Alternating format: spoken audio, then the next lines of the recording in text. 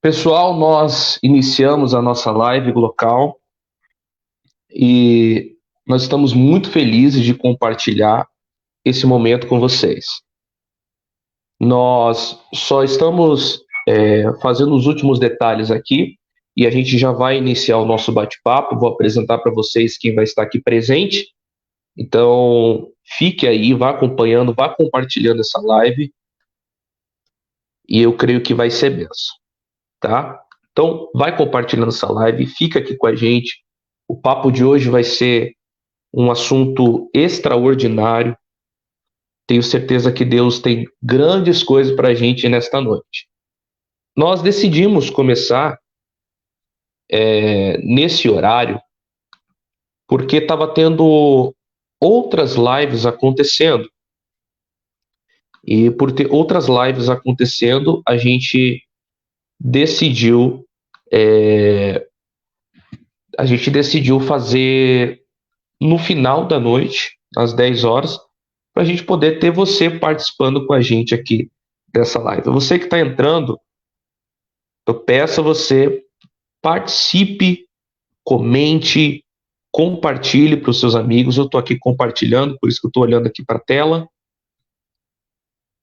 Então compartilha aí, vamos chamando outros pessoal para esse assunto que vai ser fantástico, tá? Compartilhando aqui para a gente poder começar. Você que está aqui já assistindo, comente aí que você está aqui presente, para a gente citar o seu nome, para a gente conversar. Vamos lá.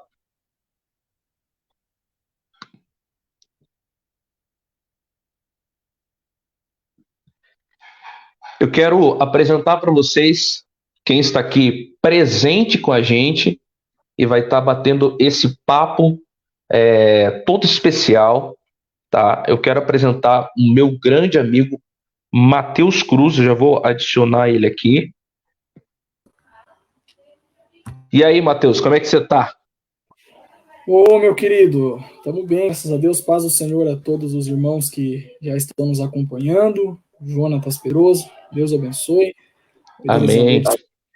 Mais uma vez juntos, né, para falarmos aí de alguns assuntos que, graças ao bom Deus, não está mais sendo tabu nas igrejas, né? Exato. É um privilégio, um prazer poder mais uma noite estar participando contigo.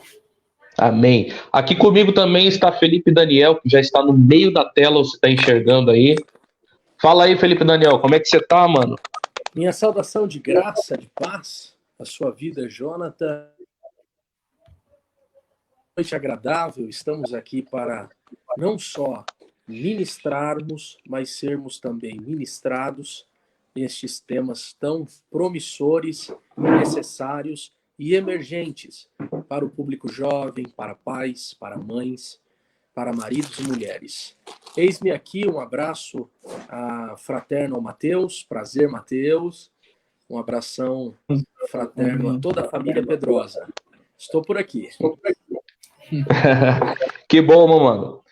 A gente vai iniciar o nosso bate-papo. Eu vou pedir que o Felipe Daniel e o Matheus Cruz eles mutem agora o microfone para eu poder continuar.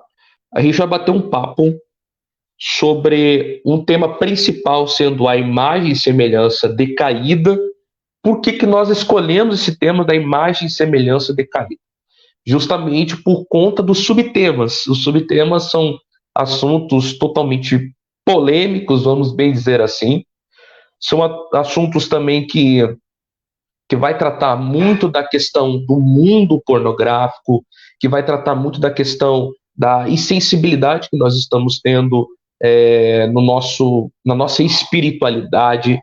nós também temos uma grande dificuldade em sermos doutrinados de uma forma sadia, de uma forma que eu possa dizer espiritual. Infelizmente, nós estamos tendo esse problema, então também nós vamos falar sobre a doutrinação midiática, o que a televisão tem passado para a gente, o que as redes sociais têm passado para a gente, quais são as ideologias propostas nesses últimos tempos. Então nós vamos tratar muito sobre isso, e eu quero convidar os meus amigos a tratarem agora um pouco sobre o mundo pornográfico.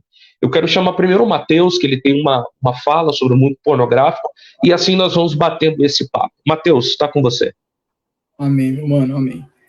É um assunto que já há alguns anos vem chamando minha atenção, e não é de agora, não é do ano passado, que eu tenho me preocupado com esse crescente aumento, essa crescente busca por conteúdos pornográficos.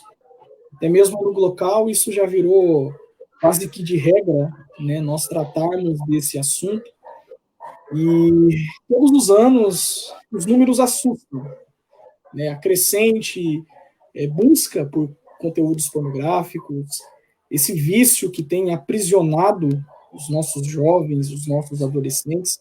Eu, durante 2 anos, eu tive a oportunidade de ser líder de adolescentes, e dentro de uma dinâmica, um dos principais temas que apareceu foi a pornografia. E, infelizmente, é uma realidade hoje em nossos dias. Porém, na noite de hoje, eu quero tratar de algo que tem despertado a minha atenção, olhando de forma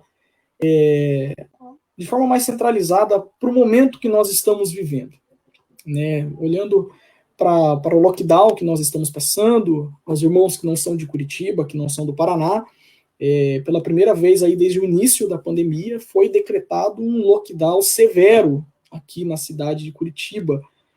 O Jonathan sabe disso, igrejas fechadas, comércio fechado, a partir de segunda-feira até mesmo os ônibus estão impedidos de circular. Então, pela primeira vez, a gente está passando por esse momento, por esse lockdown um pouco mais severo. Desde o início da pandemia, há mais ou menos 1 ano atrás, os dados que nós tínhamos sobre pornografia e sobre acesso a sites pornográficos foram alterados, né? Eles mudaram. Para os irmãos terem uma noção, no início da pandemia, antes do início da pandemia, aproximadamente a indústria pornográfica ela lucrava aproximadamente 13,3 bilhões de dólares ao ano. Então, eram 40 milhões de adultos que acessavam sites pornográficos regularmente, e 409 mil sites eram criados a cada 2 minutos. Isso antes de março, né, antes do início da pandemia. Nós já falamos até mesmo no local que uma página que comanda praticamente a indústria pornográfica liberou acesso gratuito na Europa e também em alguns lugares dos Estados Unidos. Então, fez esse número triplicar. Não só o lucro que a indústria pornográfica tinha, como também o número de acessos que a indústria pornográfica tinha. Nós estamos falando aí de aproximadamente 338 milhões de acessos antes do início da pandemia. Após o início da pandemia, com o lockdown, com essa falsa sensação de segurança, porque foi produzido em nós essa falsa sensação de que nós não estamos sendo observados, estamos mais dentro de casa. Então isso produz no nosso entendimento, algumas vezes, a segurança de que não seremos pegos. Então, após o início da pandemia, de 338 milhões de acessos, sites pornográficos passaram a quase 500 milhões de procuras. Então, isso é muito sério. Nós estamos falando de um ano que mais que triplicou o número de procura por sites pornográficos. Nós estamos falando de 70 pessoas, de aproximadamente 70% das pessoas entre 18 a 24 anos acessam sites pornográficos e procuravam, e as mulheres passaram de 35% do contingente viciado para aproximadamente 37%. Então a gente consegue observar um grande crescente no público feminino, e uma diminuição no público masculino.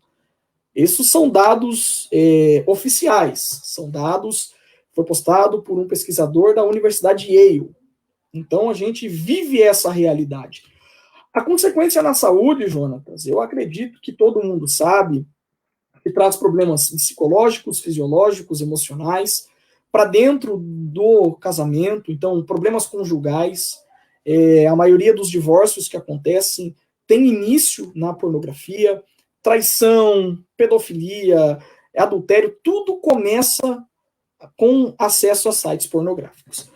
Mas o que me chamou a atenção de verdade nessa pandemia, nesse momento que nós estamos vivendo, porque ano após ano os acessos vêm crescendo, ano após ano as pessoas vêm consumindo mais conteúdo pornográfico, é sem dúvida a indústria na internet que mais lucra todos os anos.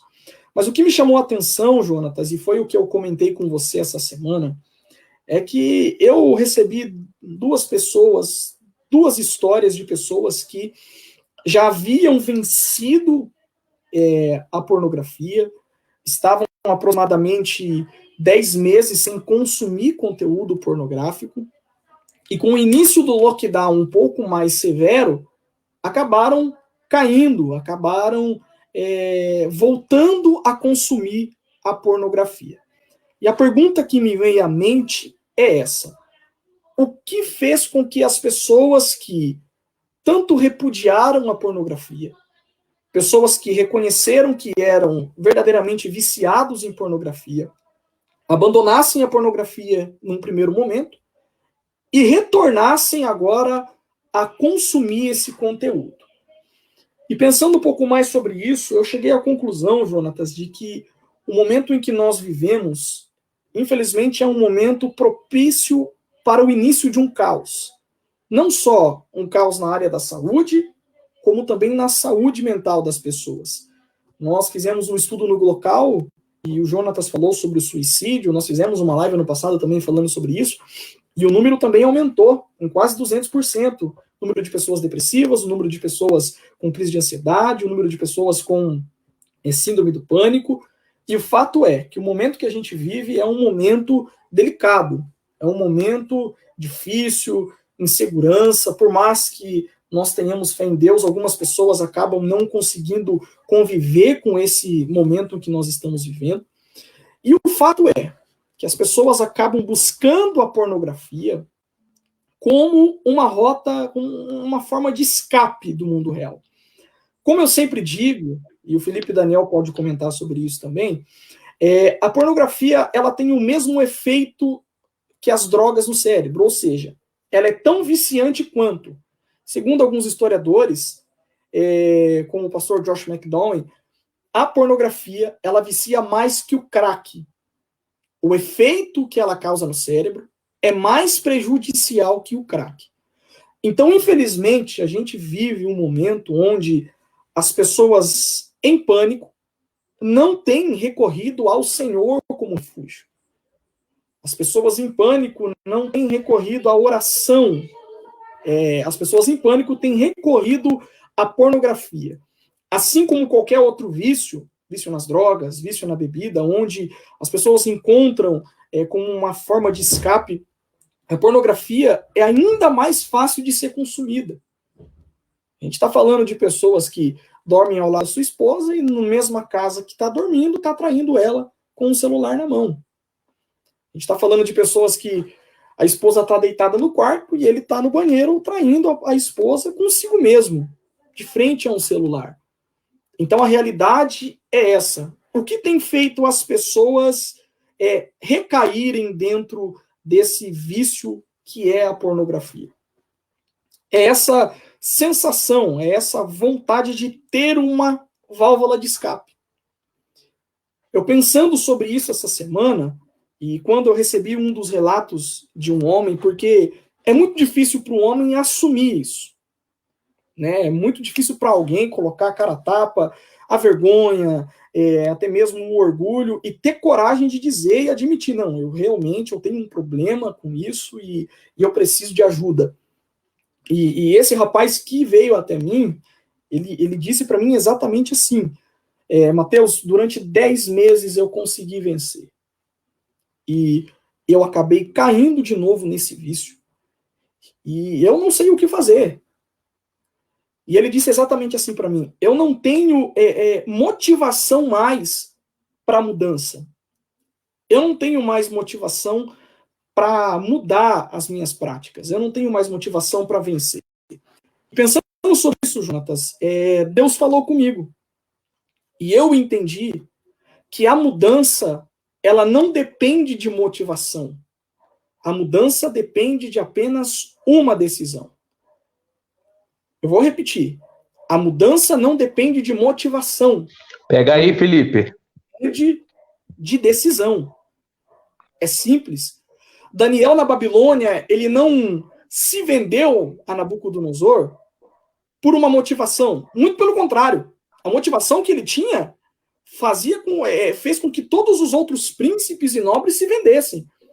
Mas o que fez que Daniel se mantesse fiel foi a decisão. Então a gente precisa entender isso. Eu estou falando aqui, eu tenho certeza que tem alguém que nos ouve aqui, viciado em pornografia, que a realidade dele, a família já foi destruída, não consegue mais olhar para uma mulher e ver nela uma irmã em Cristo. Quem sabe tem alguma mulher que está olhando e não consegue mais dormir em paz, porque o peso do pecado tem a dilacerado.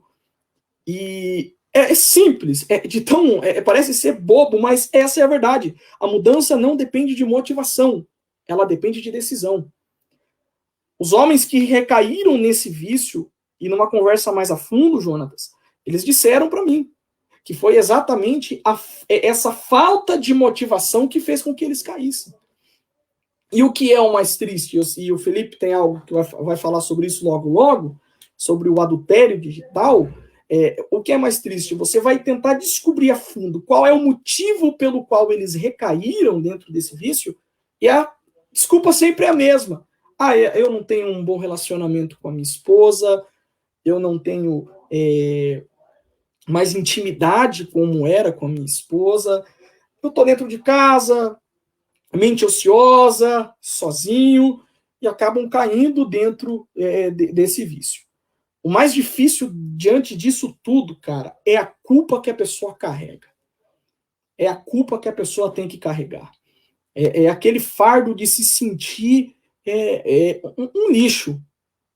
É aquele fardo de se sentir alguém que não tem condições de vencer algo que aparentemente é inofensivo. É como o pastor Anderson Silva diz, que é aquela sensação de ser meio homem. Nem um homem completo. Eu não consigo vencer aquilo que tem me vencido. E diante de todas essas preocupações, o que mais tem me preocupado é que esse número tem crescido na pandemia, e não só são novos consumidores de pornografia, como existe uma reincidência. E o nosso papel como igreja, e isso eu chamo a responsabilidade para nós, é ajudar as pessoas a se libertar. E é uma coisa que eu tenho batido na tecla há muitos anos. Nós precisamos falar disso. A gente precisa falar isso em reunião de jovens. A gente precisa falar isso em cultos de jovens. A gente precisa falar sobre a imoralidade sexual, que tem derrubado não só jovens, como pastores, como homens que têm anos de ministério. É um tabu que precisa ser quebrado, porque é uma realidade em nossos dias. É uma realidade na nossa história. Infelizmente, o mundo que nós vivemos está cada vez mais tecnológico, e com essa tecnologia, as coisas têm ficado cada vez mais fáceis. O acesso fica mais fácil, o consumo fica mais fácil. Então, essa reincidência que tem acontecido é o que tem me preocupado. Mateus, deixa eu só interromper um pouco. A Fran fez uma pergunta, cara, que você até comentou, essa questão de teve uma diminuição no meio dessa pandemia, apesar do crescimento, né, quase avassalador de consumo da pornografia. Porém, você disse que teve uma diminuição no público masculino e um aumento no público feminino. E a Fran, ela fez essa pergunta aqui, ó. Vocês sabem o motivo dessa diminuição do público masculino? Eu vou dizer um pouco da minha resposta e um pouco daquilo que eu percebo dos estudos que eu faço. Eu vejo esse acesso mais do público feminino como uma tentativa de atender o mundo masculino, porque às vezes se menospreza demais. Se menospreza, se sente ridícula, tem uma baixa autoestima, e por ter esse tipo de baixa autoestima, ela não consegue mais acessar essa fantasia pornográfica masculina. Então, para tentar atender essa fantasia pornográfica masculina, ela acaba acessando também numa tentativa de ser mais parecida com as atrizes pornô. E eu quero saber um pouco de você, Matheus, e dessa pergunta da Fran, o que você acha que está tendo mais acesso do público feminino do que o público masculino? Cara, você chegou em algo aí muito, muito, muito interessante. Boa pergunta da Fran. A gente vive aí, falando um pouco sobre a mídia, né, falando um pouco sobre o que a gente vive no Brasil, né? Eu tenho alguns amigos que moram na Europa e um deles passou um tempo na Inglaterra e ele estava falando para mim sobre a diferença do verdadeiro conservadorismo que existe na Europa, né? Lá, as pessoas são conservadoras mesmo, tanto na questão de roupas, na questão de se portar em público, e também na questão das redes sociais. É muito pouco acesso na Europa. É difícil alguém que seja preso ali. O que tem me chamado a atenção, cara, e o que tem me preocupado é o seguinte: eu tinha uma rede social, numa dessas grandes redes sociais que estouraram aí nesse período de pandemia, e é uma rede social basicamente de vídeos, né? Todo mundo sabe qual é o nome dessa rede. E, cara, eu ali um dia, olhando ali, e eu percebi, mais ou menos, Jonatas, em 4 dias consecutivos, o aumento de conteúdo voltado para as mulheres. Teve um crescimento disso, certo? As pessoas começaram a produzir conteúdos mais para mulheres, que é um mercado muito rentável, vamos ser sinceros. A mulher passa uma maquiagem ali, a outra gostou, pronto, vendeu. E esse aumento, cara, ele acaba... os conteúdos que são produzidos não são só conteúdos de consumo. Então a gente fala de pessoas que passam conselhos, mulheres que vêm e dizem algo na questão de sentido de relacionamento.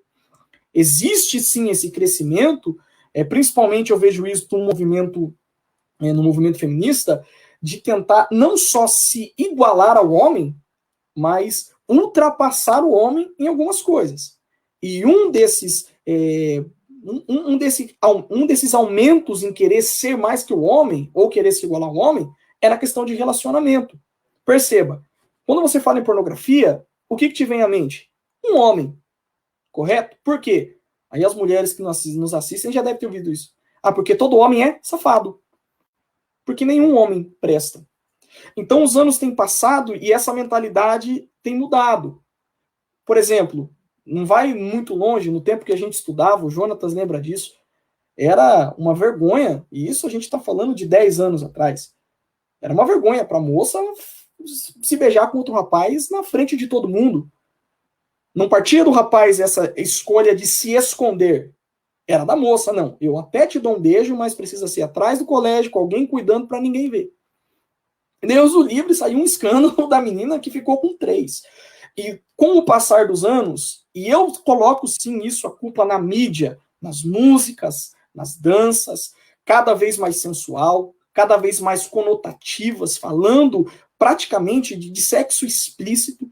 Isso tem sido colocado no coração das mulheres de que, embora elas reprovem a atitude do homem machista, do homem pegador, elas têm esse desejo de ser igual. E houve essa mudança. E eu observei nessa rede social um crescente sobre isso. Mulheres empoderadas de uma outra visão que não tem nada a ver com empoderamento feminista, nada a ver com mulher forte. Então tem crescido, cara, essa busca da mulher por não só se igualar ao homem, mas fazer o homem sofrer. Quer um exemplo? Músicas. Hoje a gente vive uma realidade onde as mulheres têm se destacado muito mais no cenário musical, principalmente no cenário musical sertanejo aqui no Brasil. E sobre o que são as músicas?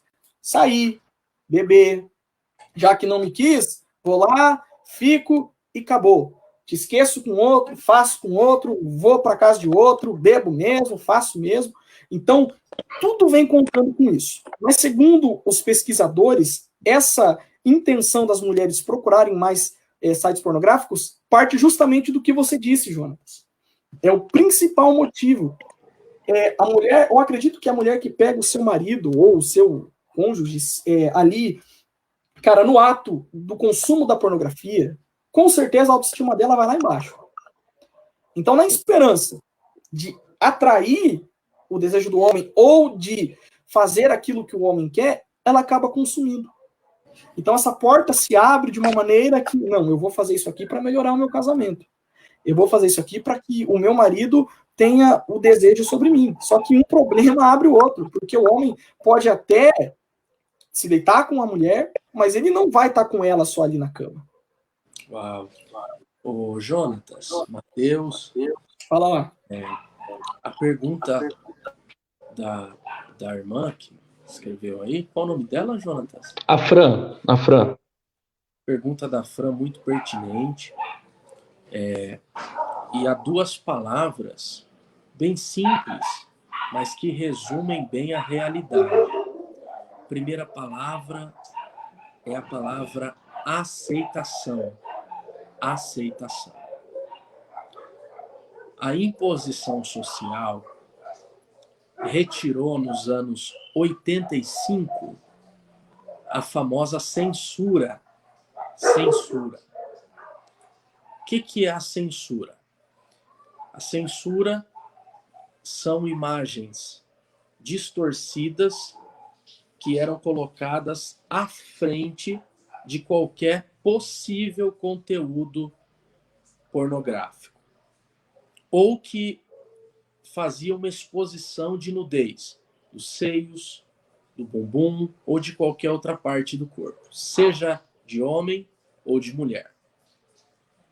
Com o crescimento da globalização, de 80 a 85, com o crescimento da globalização, de 90 a 97, a censura começou a ser derrubada pela indústria pornográfica asiática, que até então era a maior indústria que comercializava conteúdos pornográficos. Elas não eram feitas a princípio nos Estados Unidos. Elas eram feitas no Japão, por incrível que pareça. E elas migraram para a indústria americana com o rompimento da censura. Então, os filmes que tinham na época de 90, 85 a 90, tinham censura. De 90 a 96, removeram a censura. Por quê? Por causa da aceitação feminina. Algumas mulheres precisam de aceitação. E para esse momento da personalidade delas, da sexualidade delas e da vida particular delas, elas se doam ao vexame e à vergonha de conhecer um mundo que elas não conhecem, que é o mundo da pornografia. Então, o que a mulher faz? Para eu ser aceita no meu relacionamento, eu tenho que aprender uma posição específica do ato. Para eu ser aceita no meu relacionamento, eu tenho que aprender um gesto específico, um gemido específico, um grito, ou qualquer outro fetiche específico no ato. Como eu não tenho essa experiência, essa expertise, segundo a autora Shannon Haidt, que escreveu A Batalha de Toda Mulher, a mulher se submete à imundícia desse mundo para conhecer aquilo que supostamente ela não acha que consegue realizar no relacionamento dela. Então, o que essa mulher faz? Para se aceitar e para ser aceita, ela busca a fonte no poço da imundície. Segunda palavrinha, para resumir minha fala, é que as mulheres buscam confirmação. Uma coisa é a aceitação, a outra coisa é a confirmação. Eu estudei direito e eu tinha uma pessoa, uma mulher conhecida na sala de aula, que ela buscava confirmação dos alunos. E para essa confirmação, ela descia aos níveis mais baixos do vocabulário, da fala, das roupas, para que supostamente ela fosse aceita e em si mesma tivesse a confirmação de que chegou a um nível, a um estágio, a um posicionamento. É triste por quê? Porque as mulheres não precisam de entrar no poço das imundícies. Elas precisam se posicionar como mulheres e não como prostitutas. Eu queria alertar aqui que nós vamos utilizar uma série de expressões, porque o assunto não permite usarmos outras, senão estas falas. Por mais ético que nós três sejamos, nós vamos ter que utilizar uma linguagem um pouco pesada. Então, se tiver criança, você, por favor, seja educado com seu filho e sua filha e peça que eles saiam. Continuando aqui a minha linha de raciocínio. Mateus, psicanalistas, um deles é Barbet, descobriram 6 passos que conduz mulheres ao vício pornográfico.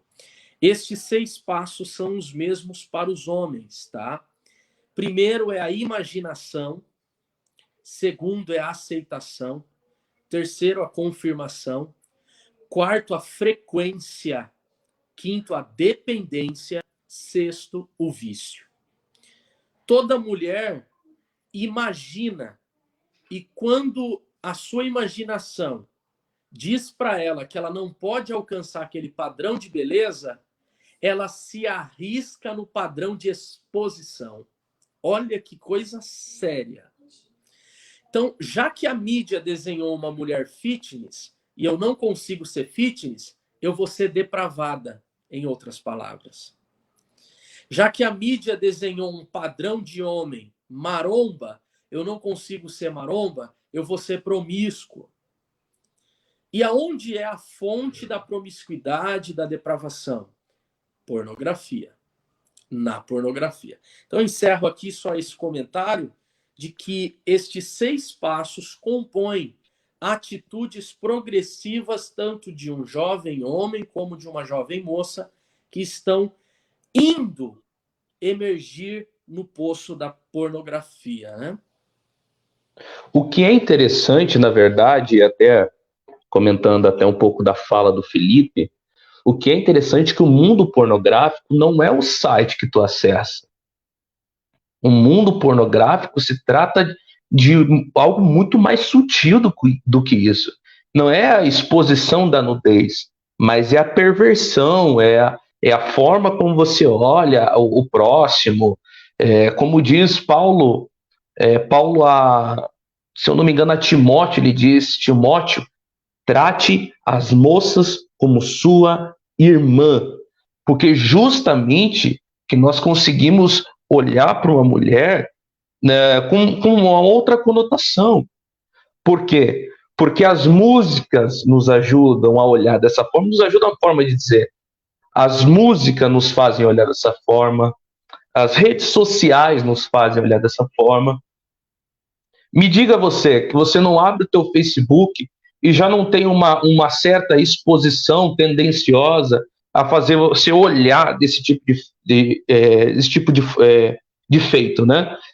Facebook, Instagram principalmente, Instagram preza muito a questão da imagem. Então, você entrar no Instagram, você vai ver esse tipo de exposição, os anúncios, você pega tanto os anúncios quanto você pega uma propaganda na televisão, uma propaganda de cerveja.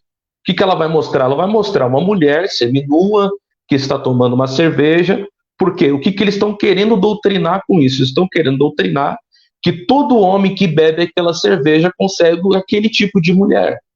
Então, é dessa forma que eles tentam fazer para que um homem possa aguçar esse instinto animal perverso. Eu digo instinto animal, mas existe instinto animal, o instinto animal natural, em que a gente tem os nossos hormônios, em que a gente tem o nosso método de agir. Segundo a antropologia, nós temos a nossa forma de crescimento, enfim, mas também existe esse instinto animal perverso em que nós aprendemos lá atrás, em que pais, em que tios, em que primos, em pessoas que nós olhamos como mais velhos e nós referenciamos esses mais velhos, ensinam esse tipo de coisa. Já pegou alguma menininha, aí você já viu aquilo dali. Então, esse tipo de coisa, por mais sutis que sejam, ele acabam aguçando essa perversidade, acabam mexendo a nossa forma de enxergar a vida. Então, o mundo pornográfico é mais do que o acessar o site. O acessar o site é a questão do ápice. É uma questão que já foi construída. Que nem eu disse, eu coloquei no meu Facebook, a traição, ela não é algo que acontece do nada. A traição é estrutural. A pornografia, ela não é uma questão que aconteceu do nada. Ela é estrutural, ela é progressiva, ela vai acontecendo aos poucos. É assim que acontece. O adolescente não chega na pornografia de imediato. Ele chega ouvindo alguma coisa, vendo alguma coisa, curiosidade de algo, porque o que atiça a curiosidade? O que atiça a curiosidade é quando não mostra tudo. Você colocar o marketing faz o que é o TikTok hoje? O TikTok hoje é você colocar em poucos segundos algo que te atice a curiosidade. O que é um Kawaii da vida? O que é um Reels da vida? É simplesmente isso, são poucos segundos que te ative a curiosidade. E você pode fazer isso tanto para perversidade, porque vamos supor, você coloca uma menina lá que estava dançando funk em 30 segundos. Há um homem que tem esse instinto de curiosidade, ele não vai querer ver uma, ele vai querer ver 2, 3, 4, 5, 6 e assim, enquanto estiver tendo, ele vai vendo. Daí, quando ele parte para a pornografia, é exatamente o que vai acontecer. Ele não vai ver um vídeo, ele vai ver 2, 3, 4, 5, 6, 7, 8, 9, 10, enfim. Então, ele passa quase a sua vida acessando tantos conteúdos pornográficos sutis quanto os mais expostos, e ele acaba virando. E aí que entra a minha fala a respeito disso. Porque é aí que desemboca o abusador, o traidor, o pedófilo, aí que desemboca também o psicopata, inclusive o psicopata sexual, em segundo a psicanálise, ele desemboca muito pela pornografia, por esse senso de estar sobre o domínio de todas as coisas. E tem até um camarada chamado Richard Ramirez, que ele foi, pela psicanálise, foi constatado com a psicopatia, e mostra que ele não tem um senso de arrependimento, ele não tem um senso de empatia, e o que mais deixa ele no sentido de poder é quando ele domina uma mulher e abusa uma mulher. Então, assim, o que acontece também do acesso feminino ao mundo pornográfico? É a mulher querendo se submeter de uma forma em que ela se sinta agora amada. Vamos supor, uma mulher que gosta de uma agressividade, de tapa na cara, de enforcamento, de algo mais agressivo, é justamente porque agora começa a atender esse tipo de abusos do homem, que parece que são sutis, parece que é uma forma do homem na relação, mas não, isso tudo desemboca da onde? Da pornografia, da indústria pornográfica. Eu vi que o Matheus desativou ali a fala ali. Pode falar, Matheus, algum comentário aí? Cara, é muito interessante essa colocação que você fez agora, falando sobre o ápice ser o consumo do vídeo explícito, né? Ser o consumo ali do vídeo mesmo. E eu quero a opinião de vocês. Algo que você falando, eu pensei sobre isso. O jovem, ele vem durante todo o dia sendo bombardeado, né? E é uma coisa que tem que ser quebrado da cabeça das pessoas, de que a pornografia é só o vídeo, né? Que a pornografia é só a foto explícita. né? Sendo que não. Tudo aquilo que você faz no intuito de ativar o seu desejo sexual é pornográfico, né? Essa é uma realidade. Então, o jovem ele vem sendo bombardeado, né? Ele vem ali todos os dias vendo foto, ouvindo músicas, até mesmo, cara, em jogos. Hoje, cada vez mais, personagens de jogos têm uma conotação sexual. É um personagem que tem pouca roupa, que vai instigar na criança que está assistindo a curiosidade, né? E é ali assistindo um vídeo, ou às vezes até mesmo no Facebook ali, cara, ver um vídeo, como você disse ali, cara, rápido, e isso vai instigar a curiosidade de conhecer. Então a pornografia não é só consumir o vídeo explícito, né? A gente vive, infelizmente, num Brasil totalmente pornográfico. Esses dias eu tava andando na rodovia aqui, cara, ainda atendeu um cliente, olhei, o outdoor enorme de uma casa de prostituição. E uma mulher ali seminua. Então eu fico imaginando, um pai andando no carro com a criança ali, vai ver aquilo, vai se perguntar, mas o que é prostituição? O que é esse mundo? Né? E aqui cabe o cuidado aos pais, do que coloca diante dos olhos dos filhos. Cara, eu tenho muito cuidado com o que eu ouço, eu sempre digo, cara, cuidado com o que você ouve, eu tenho um sobrinho novo, de 14 anos, eu sempre falo para ele, cara, cuidado com o que você vê, com o que você ouve, porque a palavra que o Jonatas usou é exatamente, de forma muito sorrateira. A gente nem percebe, depois aquilo já está infiltrado na nossa mente. Mas eu tenho uma pergunta para o Felipe, cara, e para você. Você acha que essa busca da mulher pela aceitação acaba, de certa forma, fazendo esse mercado crescer? Acaba, de certa forma, fazendo esse mal crescer. Vocês acham que falta, não sei se uma pegada mais firme contra a pornografia, ou faltam mulheres que tenham coragem de falar sobre isso e de mostrarem para as mulheres, porque o movimento feminista devia se unir contra a depravação da mulher.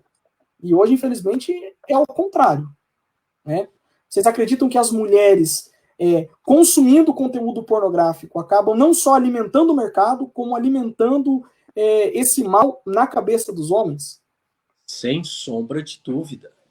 É real que o consumo feminino da pornografia, ele acaba como se conferindo crédito para quem está sendo deturpada. E assim, na mentalidade de muitas mulheres, devido à carência e à necessidade de aceitação, como já foi dito, que ela entende que sofre, que necessita, ela se submete a ser subproduto deste produto que é a pornografia. Mateus, é muito sujo isso. Conseguir transformar a pureza sexual de uma mulher em exploração sexual. Sabe assim, a ponte, ela foi quebrada. E entre o lado e o outro se estabelece um abismo. Por quê? Porque é um abismo. Ele sepulta a feminicidade, a feminilidade e o mundo feminino. Ele é sepultado na pornografia. Eu queria fazer um adendo aqui, e aí eu vou deixar aqui um pouco de uma questão. Em 1930, Vaclav Haderich, ele desenvolveu a psicologia criminal. Ele foi o primeiro, Jonatas Mateus, a trazer a tese de criminologia, de psicologia criminal para dentro do FBI. E ele conseguiu, através de 25 mil homens, juntamente com um cara chamado Cesare Lambroni, determinar um perfil. E vamos ser sinceros, 25 mil homens é gente pra caramba para fazer uma pesquisa. É gente pra caramba. E ele fez essa pesquisa em mais de 40 presídios dos Estados Unidos. E ele conseguiu, em 1930, descobrir que havia um padrão comum nos criminosos, que era a perca da moralidade sexual. Depois de 1930, aparece lá em 78, no FBI, um outro personagem, e esse outro personagem que aparece, ele consegue confirmar que a maioria dos homens que sofriam distúrbios para assassinarem mães e irmãs eram consumidores de pornografias jornalísticas, que na época não eram filmes, mas eram jornais, revistas, almanaques. E aí eu lanço a seguinte pergunta.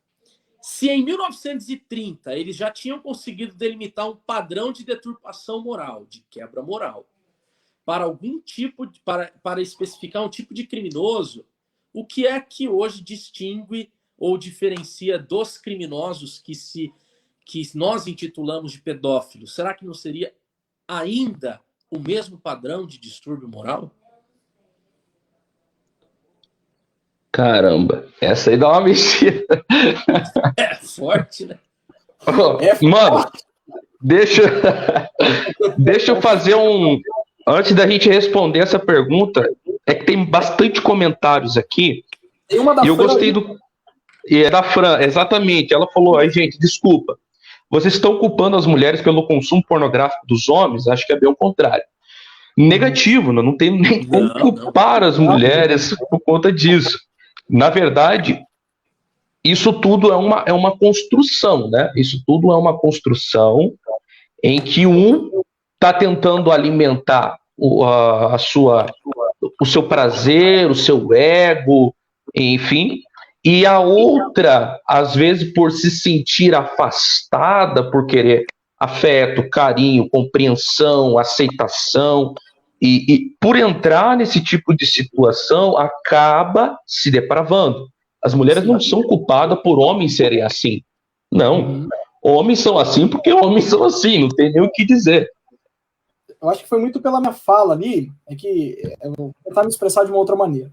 Eu acho que falta uma união das mulheres, né? Não todas, mas principalmente dessas que consomem conteúdo pornográfico e reclamam dos homens serem assim. Então, acredito que falta informação para as mulheres. Nos Estados Unidos, por exemplo, é feito trabalhos dentro de universidades incentivando os jovens a não consumir pornografia. Então, é isso que eu acho que falta hoje. Uma união, principalmente, cara, do movimento feminista, né, do século XXI, esse novo feminismo. Falta essa união, né? Porque se você for pegar o movimento feminista histórico, lutava por quê? Por igualdade, por respeito. E hoje é totalmente ao contrário.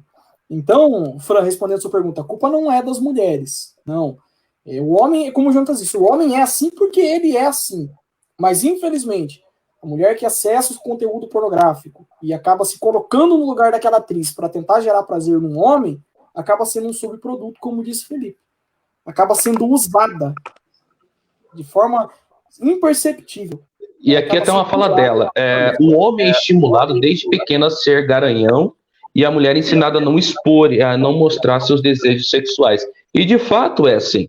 E esse é o problema. O que nós devemos ter, e é uma coisa que até o Glocal tenta fazer, é essa educação masculina, e queremos trazer mulheres para trazer educação feminina, para que possamos ser pessoas, educadamente falando, pessoas de bem na sociedade, que não enxerga a mulher desrespeitosamente falando, que não enxerga um homem como o homem, todos os homens são iguais, são lixos, são traidores, são assim, porque todos os homens não são iguais, como todas as mulheres não são assim.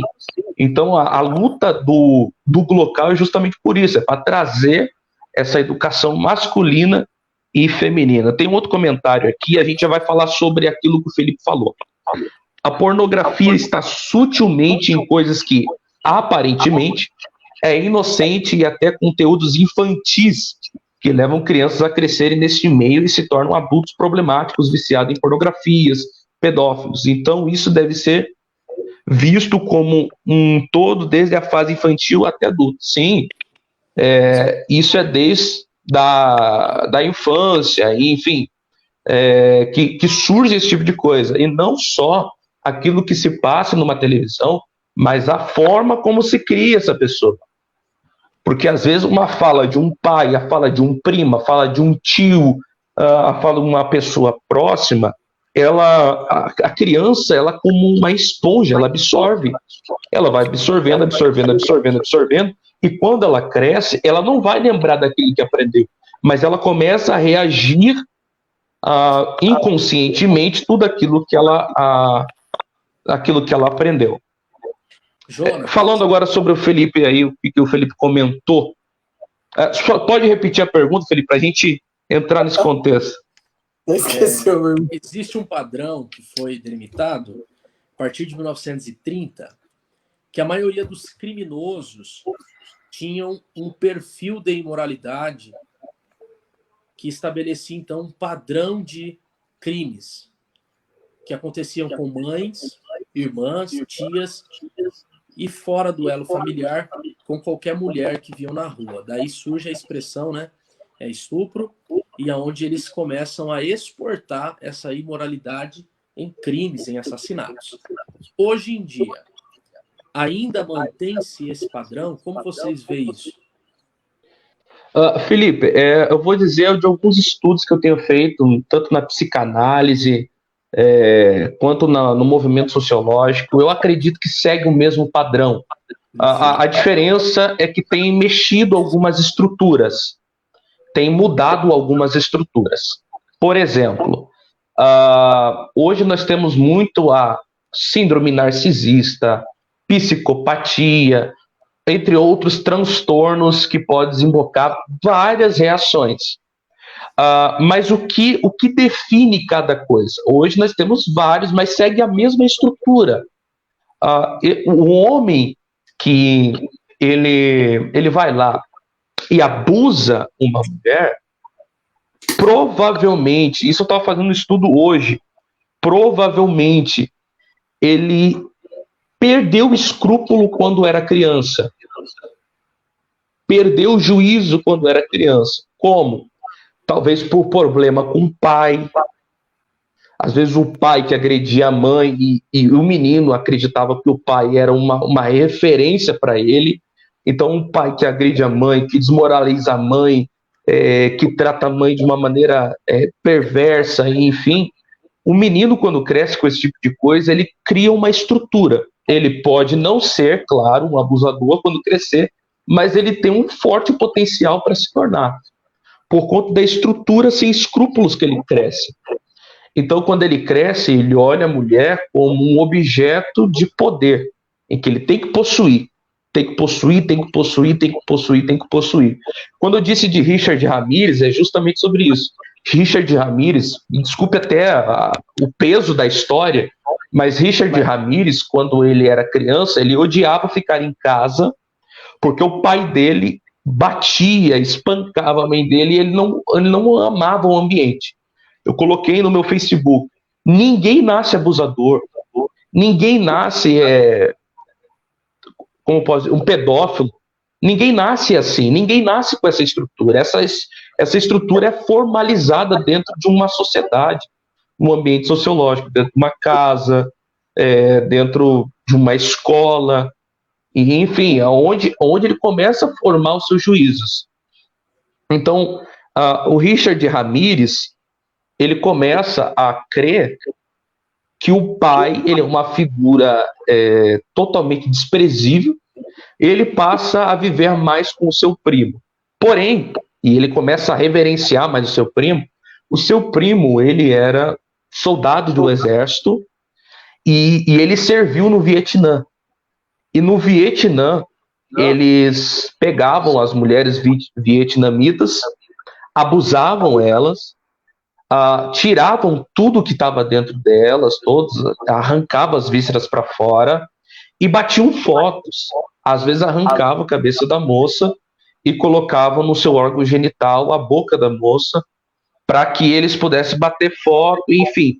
E tudo isso, o primo dele apresentou para o menino que tinha 10 anos de idade. Richard Ramirez tinha 10 anos de idade. E foi mostrando, e ele foi vislumbrando com aquilo.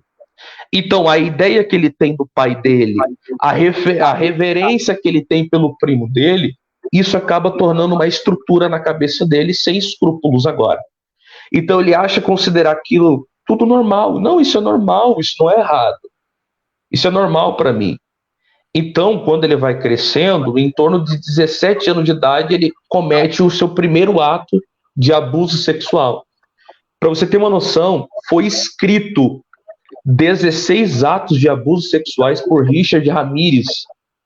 E se você vê a entrevista de Richard Ramirez, você se assusta com tamanha frieza que ele fala sobre seus atos, o deboche, porque ele não considera mais, e por conta da psicopatia e a sua síndrome narcisista, ele não considera mais aquilo como algo errado. Então ele ri quando a pessoa começa a chorar, a pessoa fala para ele que aquilo é errado, pede para ele a se arrepender, ele dá risada, ele debocha, porque ele não considera isso como escrúpulo.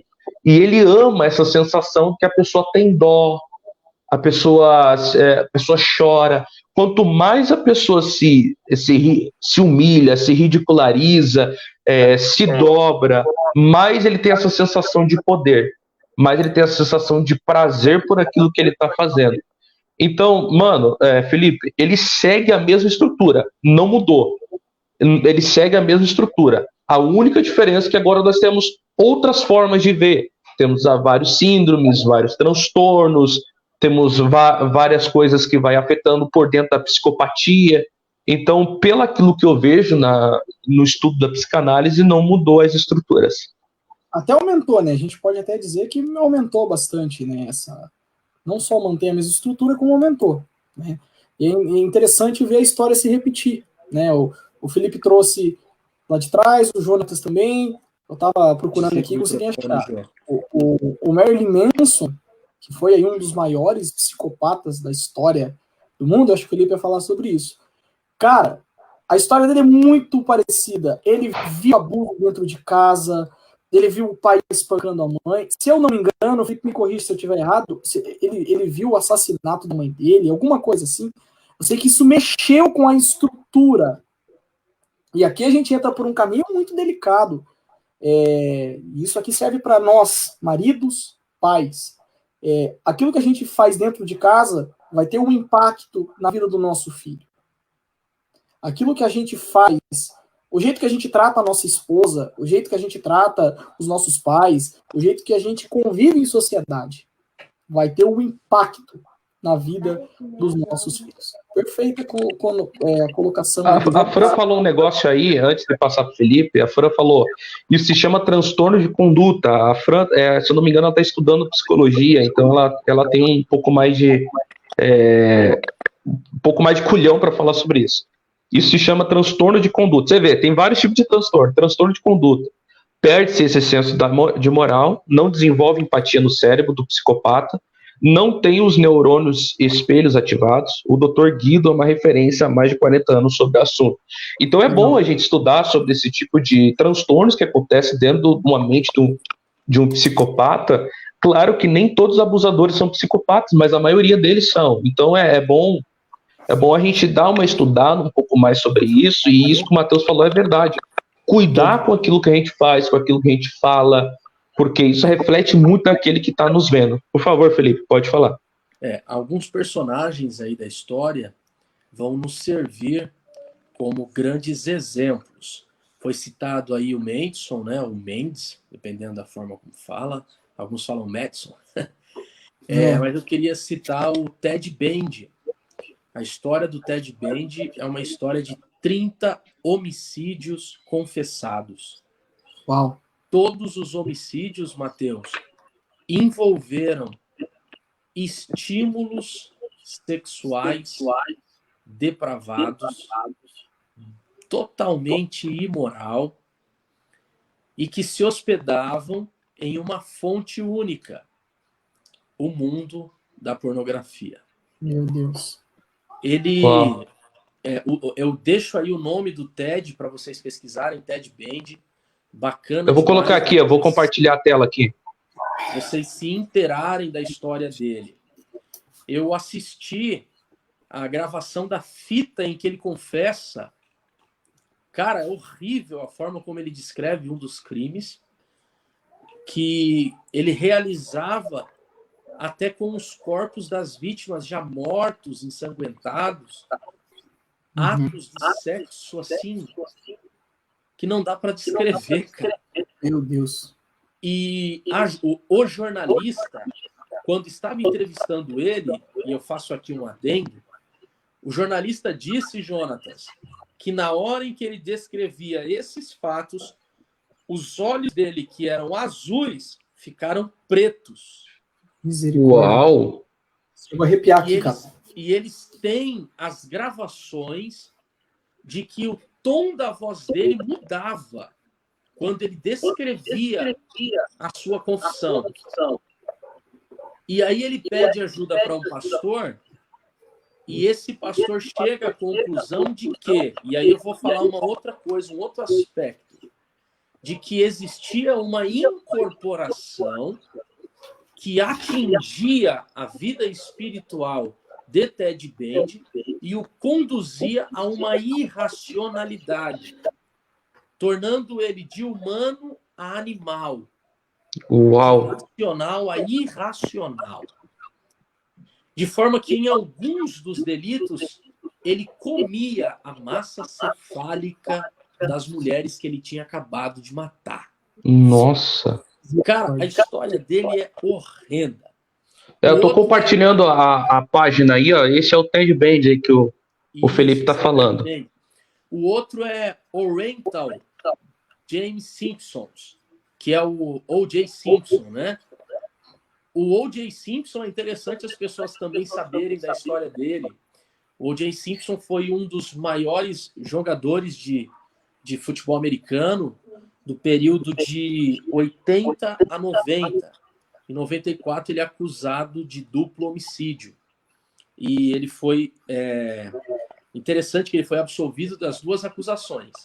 Agora, olha que interessante, Matheus. Em 3 anos depois, ele comete assassinatos novamente, roubos, furtos, e ele vem reincidindo em práticas das quais ele já tinha sido absolvido. E aí, enfim, ele acaba sendo, de fato, preso, né? E qual era o gatilho do O.J. Simpson? Pornografia.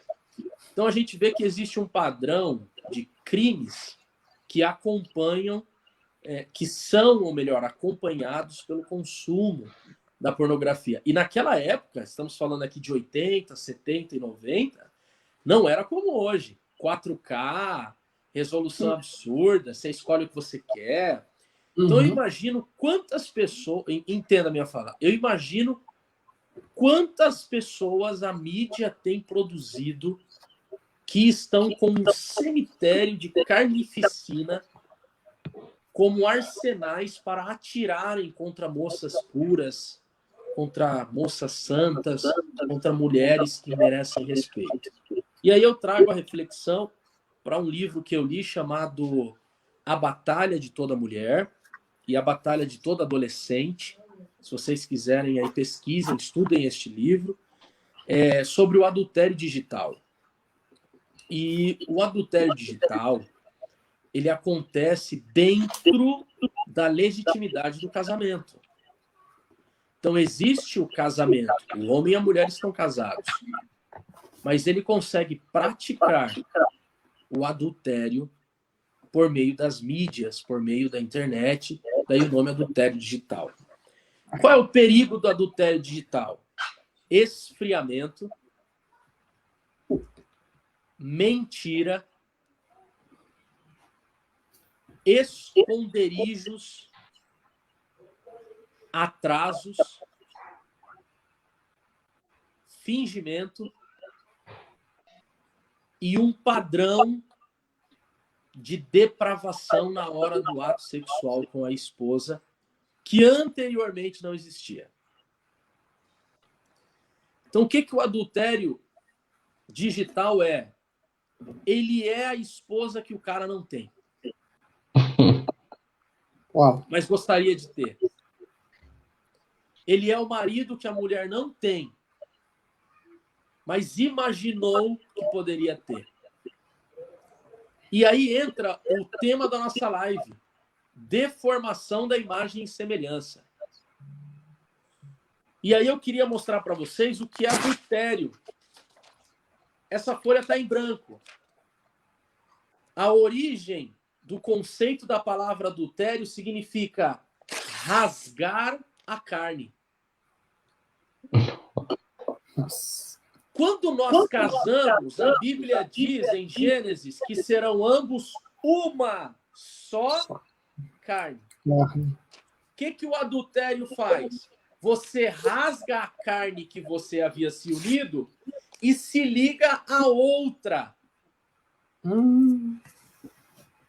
Então, o que o adultério digital tem feito? Pessoas rasgarem a sua carne sem que o tecido sofra o rompimento. Então, é muito sério o adultério digital. Porque a mulher não vê, mas a carne está sendo rasgada no mundo espiritual. E aí entra uma série de legalidades para dentro do casamento que vão impedindo paz, bênção, graça, amor, credibilidade, reciprocidade, diálogo, cumplicidade, somem. Aí a mulher vai procurar o marido. O cara tá tão transtornado com aquela carga de informação deturpada que ele recebeu, a fala dele é trêmula, o olhar dele nos olhos se desvia e logo a esposa percebe que alguma coisa está errada. Só que nós temos irmãs, e aqui me permita essa fala ousada, tão ingênuas, que o marido pega e fala assim, não, eu não estou bem. Querida, procure saber se esse não estou bem, na verdade eu acabei de adulterar contra você e eu não consigo te falar isso, eu não consigo olhar nos seus olhos e falar. E aí nós temos aí, desde do nível de cargos oficiais, para não usar uma outra expressão, até membros que vivem o adultério digital em 4 paredes. Aqui nós temos o Matheus, que é casado, e o Jonatas, que em breve vai casar. Matheus, o que você pode falar sobre isso? Cara, tá aí, eu acredito que o principal adultério hoje é esse. Sendo bem curto e direto. Não tem mais a necessidade de ir em um motel, não existe mais a necessidade de se esconder. Eu acredito que hoje o principal adultério é esse. E, Felipe, dentre todas as histórias que eu escuto, cara, que as pessoas vêm falar para mim, é isso. Eu tive a oportunidade de conversar com alguns homens que, infelizmente, não tiveram sucesso no casamento. E eles sempre diziam, cara, tudo começou pela internet. Tudo começou com uma conversa, com um vídeo, e o pior é que esse adultério digital não é só o vídeo pornográfico. Né? Hoje a gente vive uma realidade onde existe um site, existem sites, né, especializados para homens e mulheres casadas. Então, hoje existe um mundo para esse adultério. Existe uma realidade hoje expressiva para que esse adultério venha se concretizar. Felipe disse algo muito interessante, cara, do cara não conseguir olhar no olho da esposa, sempre dar resposta evasiva, porque é um padrão, né, dar aquela esquivada. E o que me assusta, cara, é aquele homem, desculpe aqui a expressão, tão cara de pau, que tem coragem ainda de olhar para sua esposa e parecer que aquilo não mexeu com ele de maneira nenhuma, a ponto de ele continuar do mesmo jeito. E é uma pergunta que eu faço para o Felipe, que é casado, e eu acredito que a gente vive um momento, cara, um tempo onde as pessoas acostumaram a pecar. O pastor Anderson Silva, ele sempre diz isso, as pessoas acostumaram a pecar e a continuar como se nada tivesse acontecido, né? E as consequências para o casamento, quase que todas as vezes, aí terminam em divórcio. Nenhum casamento consegue se sustentar dentro de tantas mentiras, dentro de tantas traições, dentro de tanto rompimento de carne, como foi dito aí, né, cara, a etimologia da palavra.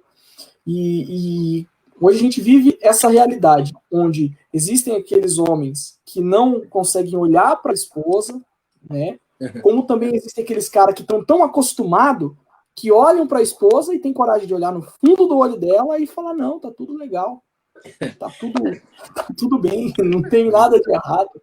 Mateus, É isso que me assusta, cara. Agora, Mateus.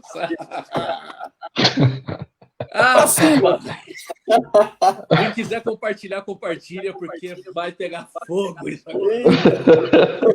Compartilha, irmão. Compartilha aí, por favor. Se vocês quiserem desligar o microfone um pouquinho, que eu acabo voltando o áudio, eu não consigo ouvir perfeitamente. Eu vou citar aqui uma frase, se vocês puderem escrevê-la, escreve essa frase. Winston Ciartelli disse: entre a desonra e a guerra, eles escolheram a desonra. Por isso, colherão a guerra. O camarada que está produzindo adultério digital, ele escolheu a desonra. Ele está desonrando o seu cônjuge. Seja a mulher ou seja o homem. Se escolheu o adultério digital, ele está desonrando o seu cônjuge. O que é desonra? A palavra mais linda que eu já estudei, Mateus, para honra, é a palavra hesed, do hebraico. E hesed significa colocar a coroa. Colocar a coroa. Olha isso, Jonatas. O que é desonra? É retirar a coroa da cabeça. Quando você escolhe o adultério digital, você está tirando aquilo que cobre o seu casamento de sobre ele. Você está tirando a coroa do seu casamento. Entende o perigo que você está exposto? Entende o perigo que você expôs à sua esposa? Se for mulher, o perigo que você expôs ao seu marido? Então, olha a frase desse cara. Entre a desonra e a guerra, eles escolheram a desonra. Você tem que escolher a guerra. Vá para a luta. Vá para a guerra. Vá para o confronto. Chega na sua esposa e fala, amor, eu não aguento mais. Amor, tá difícil. Anjo, me ajuda. Meu bem, olha aqui nos meus olhos. A minha carne está um furacão, eu não consigo dominar isso aqui. Me ajuda. Mas o que o homem faz? Ele encontra amizade na pornografia, mas ele não encontra diálogo no seu casamento. E aí ele fecha a porta da libertação e abre a porta do vício e da dependência. Como entrar na pornografia? Imagina, aceita, confirma, frequenta e depende. Como sair da pornografia? Reconhece, confessa e pede ajuda. Reconhece, confessa e pede ajuda. Para eu finalizar aqui minha fala, as irmãs, e aqui eu estou falando para o público especificamente evangélico, as irmãs precisam entender que existe sobre si um poder gigantesco de tratar o seu marido e não de condená-lo. Por quê? Agora eu vou falar do viciado, tá? O viciado, ele já tem em si mesmo quem o acuse, que é a sua consciência. O que um viciado quer, Mateus? O viciado, ele não quer mais um dor. O viciado, ele quer que alguém o ajude, mas ele não sabe pedir ajuda. Nenhum viciado em crack, cocaína, maconhas, Lady Dade, Mela, Gota, Nine Blue, nenhum viciado sabe pedir ajuda. Como é que a gente sabe que uma pessoa é viciada? Frequência e fuga. Fuga e frequência. Todo viciado, ele tem uma frequência muito grande. E todo viciado, ele tem uma fuga enorme. Então, o que a irmã precisa fazer? Interromper a frequência e fechar a porta da fuga. Olha isso! Você interrompe a frequência e fecha a porta da fuga. Como é que você vai fazer isso? Irmã, se você estender a mão para o seu marido e não condená-lo, não matá-lo, ele vai se abrir para você e você vai conseguir resgatá-lo. Porque senão, você vai continuar deitando com alguém que está se deitando no mundo digital com outra pessoa. O que vocês acham disso? Uau! Cara, pontual. Ele joga a bomba e deixa pra gente, né? Pontual, excelente, cara. Excelente. Você falou, Felipe, é algo que eu já tenho observado há muito tempo. Antes mesmo de casar, desde quando a pornografia tem me chamado a atenção nesse assunto, eu já fui viciado em pornografia. Durante muito tempo lutei, cara, sozinho. E você conta, ou a aceitação é aquela, isso não é vício, né? Isso aí não tem nada a ver. Ou é aquele olhar de querer distância. É aquele olhar de não querer ajudar. Eu tive, graças a Deus, uma ajuda muito importante da minha esposa, que quando eu comecei a namorar com ela, que eu havia recém voltado à igreja, eu disse para ela, eu falei, eu tenho um problema com isso, e eu preciso de sua ajuda. E a ajuda, ela é essencial. Antes de ser a minha esposa, eu compartilhei com ela os problemas que eu tinha, e ela, em oração, me ajudou. Então, ela me ouvia, conversava. Hoje nós conversamos sobre isso, e é um perigo, porque você disse a questão da coroa, e é interessante que você tira a coroa, eu acho que isso abre legalidade para outras coisas. Né? O vício, ele vai acarretar, como qualquer outro vício, vai acarretar outros problemas. A falta de comunicação, a falta de respeito, a falta de amizade entre o casal, porque dificilmente a mulher vai conseguir entender isso, e é um ponto que a gente precisa falar. A mulher precisa entender que a pornografia é um problema para o homem, e se ele chegou ao ponto de falar, de comentar, é porque ele quer realmente uma mudança. Né? É vergonhoso, eu digo isso com todas as letras, é vergonhoso para um homem admitir isso. E se ele chega ao ponto de falar, eu não aguento mais, isso está acabando com o nosso casamento, é porque ele quer a ajuda. É porque ele precisa dessa mão estendida. E eu acho, Felipe, que é isso que tem faltado. Porque a mulher acaba se sentindo menosprezada, a moral vai lá embaixo e se sente trocada, porque é exatamente o que acontece. Né? Eu já ouvi relatos, e eu sempre compartilho, de mulheres que pegaram um marido dentro do banheiro, se masturbando, consumindo pornografia, e não conseguiam olhar para a cara dele depois.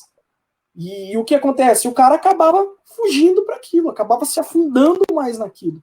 Então, irmãs que nos ouvem, né, se o seu marido chegar em você, estenda a mão. É um vício, ele precisa ser salvo por você.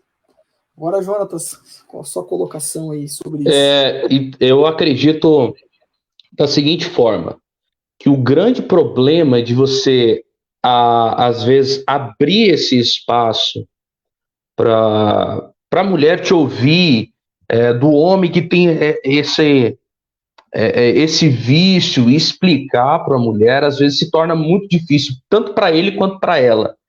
Porque tem essa sensação de ela se sentir menosprezada, a moral lá embaixo, a autoestima lá embaixo. E o homem tem esse medo de ser acusado, como diz Felipe Daniel, além da sua consciência. Porque Até mesmo assim, rejeitado, né?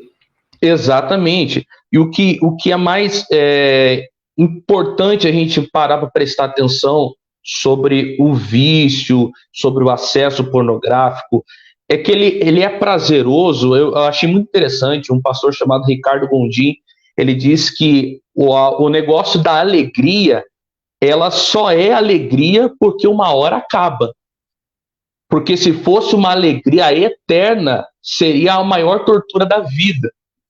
O prazer só é maravilhoso porque uma hora acaba, entendeu? Então, assim, o que é prazeroso para quem é viciado em pornografia é o ápice do prazer, porque depois que ele acaba, ele se torna um fardo tão pesado que você precisa da ajuda de uma liderança, você precisa da ajuda de um profissional, importante isso, ajuda de um profissional. Às vezes, você abrir tudo isso para uma mulher, às vezes tem que tomar muito cuidado, porque às vezes a mulher ela já tem um sentimento um sentimento mais, como eu posso dizer, inseguro, talvez por um relacionamento antigo, Mano, por concordo. por um casamento do pai e da mãe que já foi Meu todo Deus. conturbado, então ela já carrega essa insegurança. E você despejar tudo isso para uma mulher, às vezes pode causar mais insegurança, ela sim vai te acusar, e isso não é culpa dela, porque ela já tem também as suas formas de lidar com a vida, então tem que tomar muito cuidado, você procurar uma liderança espiritual, você procurar um profissional que também pode te ajudar, um amigo que pode tratar você espiritualmente falando, porque isso também desemboca muito de um lado espiritual e a gente também já está falando um pouco dessa insensibilidade espiritual, que também é desencadeado muito por isso. Então a gente tem que cuidar muito disso aí. Ô, Jonatas, existe um conceito que foi desenvolvido por alguns psiquiatras e chama-se conceito da mesa. Conceito da mesa, a Fran aí que está fazendo psicologia já deve ouvir falar dele. É o seguinte, uma mesa para ter equilíbrio, basicamente ela tem 4 pernas, né? Ou 4 pés. E aí nós temos assim, o primeiro é a alma. O segundo é o corpo. O terceiro é o espírito. E o quarto é o coração. Como é que uma mulher se relaciona? A mulher se relaciona alma, espírito, coração e ela entrega o corpo. Daí surge a frase: as mulheres dão sexo para ter amor. Como é que o homem se relaciona? O homem se relaciona corpo, alma, espírito e, por último, coração. Daí surge a frase: os homens dão amor para ter sexo. Ou seja, a relação do homem é externa. Ele busca prazer para sua carne. A relação da mulher é interna. Ela busca segurança para sua alma. Infelizmente, esse estudo é real, é verdadeiro. As mulheres que entregam o corpo, assim o fazem porque já entregaram seus corações. Os homens não. E é tão cretino isso da parte masculina, eu não encontro outra palavra, é cretino isso da parte masculina. Porque quando o homem que relaciona o corpo sem comprometer o coração, ele está tirando uma das pernas da mesa da mulher. E tudo que ela constrói em cima cai, despenca. As emoções, as confirmações, as imaginações, os sonhos, o casamento. E aí ele derruba isso, sabe? Ó a Fran aqui, ó. É verdade, Felipe. Então, o que que os homens, principalmente os cristãos, e aqui eu chamo a sua atenção a isso, meu irmão, tem que fazer? Você não tem que olhar para sua esposa como uma hospedeira dos seus desejos carnais. Oh. Você tem que olhar para sua esposa como um relacionamento mútuo entre alma e alma, espírito e espírito, coração e coração, e então corpo e corpo. Porque não adianta, querido, você ter o seu corpo saciado se você não saciou a alma da sua esposa. E jamais você vai conseguir saciar o corpo dela se a alma dela ainda estiver vazia. O que que as irmãs procuram? As irmãs não estão procurando, entenda a minha fala, as irmãs não estão procurando o ápice do sexo igual o homem. As irmãs estão procurando seguridade para os seus corações. E é esse o relacionamento que se estabiliza e se hospeda dentro dos evangelhos. Esse é o relacionamento cristão. Voltando aqui, o que é a insensibilidade, né? A insensibilidade, ela se instala justamente nesse meio. E aí eu fico pensando assim, o cara consegue esconder o coração da esposa, mas ele não consegue esconder o pecado de Deus. Como é que esse cara deita na cama, hein? Como é que essa moça deita na cama? Eu li um livro de uma moça que ela se apaixonou pelo pintor dela. E ela era casada. E ela conseguia reproduzir no ato sexual com o marido dela as imaginações de que o marido era o pintor. Aí ela saiu do pintor, foi para uma aula de natação. O que vocês acham que ela fez? Ela transferia para o professor de natação as ideias no ato sexual que ela tinha com o marido dela de que o marido era o professor de natação. Então, o que nós precisamos fazer? Nós precisamos entender que a insensibilidade ela é a primeira consequência da pornografia. A insensibilidade é a primeira consequência da pornografia. O Espírito Santo se afasta, a mulher sente indiferença, o homem fica incomodadíssimo na sua consciência e são reflexos de uma insensibilidade gigantesca. Eu falei que eu queria falar algo sobre esse ponto, né? Amando os termos, gente. Ótima live. Choque de realidade, E aí eu queria lembrar os irmãos, e aqui eu finalizo aqui já praticamente a minha fala. Mateus, Jonatas, em Éfeso havia a adoração à deusa Diana. Não, Mateus. Amo Éfeso! E existia uma prática na Avenida Ágora. E o nome dessa prática era a festa de Dionísio. Então, Diana era a deusa, a deidade feminina da mitologia. Dionísio, a deidade masculina da mitologia. Dionísio, para os romanos, é o Baco. Baco e Dionísio, a mesma pessoa. E aí, o Dionísio, aonde ele tocava, virava ouro.